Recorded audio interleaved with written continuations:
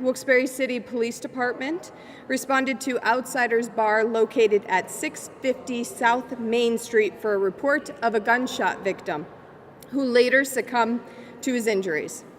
The victim was identified as Michael Onley, known by the community as DJ Mo. This morning, thanks to the diligent work over the past 3.5 years by the Wilkes-Barre City Police Department, the FBI Safe Streets Task Force, and the Luzerne County detectives and prosecutors, I'm happy to announce the arrest of Roberto Battle and David Neely for the murder of Michael Onley. During the course of this investigation, detectives encountered a witness who was at Outsiders Bar when a fight broke out between two patrons. One of the patrons was escorted out of the bar to the parking lot and proceeded to sit on the hood of a parked silver Mercedes-Benz. A short time later, another male exited the bar and entered the driver's seat of the vehicle. The initial patron was identified as being Roberto Ruthless Battle. The second male, the driver of the vehicle, was later identified as being David D-Rock Neely. Battle entered the front passenger seat.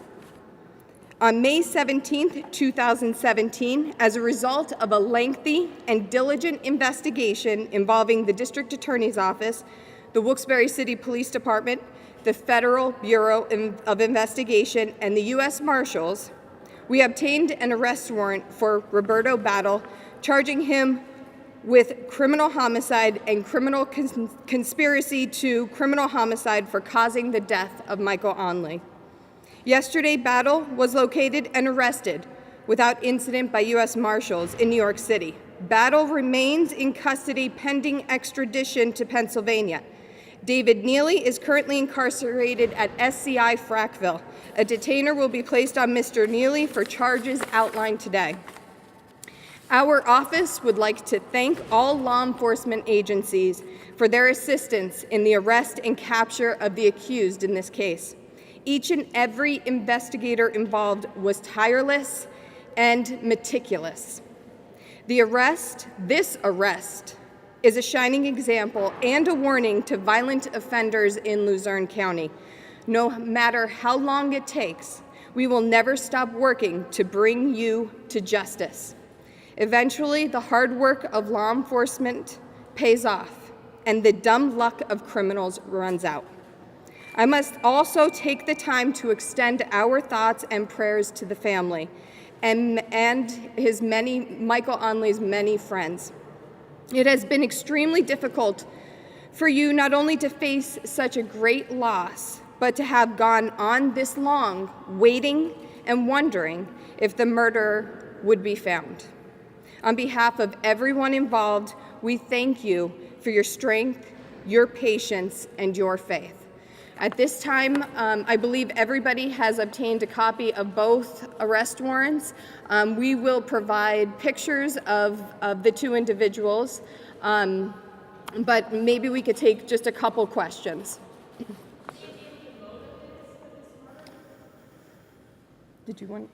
Yeah, we do have an idea what the motive is. The individuals involved were thrown out of that facility shortly before the shooting. We believe that's their motive, returning and then opening fire on the crowd. You mentioned the witness. When did this witness come forward and talk to you guys? Well, there were many witnesses that we have dealt with. You'll see in the affidavit, when you have a chance to read it, it is very lengthy. We have many witnesses, but as this has been a continuing problem for law enforcement in Luzerne County, being provided cooperation from witnesses when it comes to these violent crimes. We recently were able to get statements from witnesses of this crime that helped us in making this arrest. What can you say about the importance of those witness statements? I mean, this happened back in 2013, and we are in 2017 when the arrest was finally made. What can you say about the importance of these witnesses coming forward even after so many years have passed?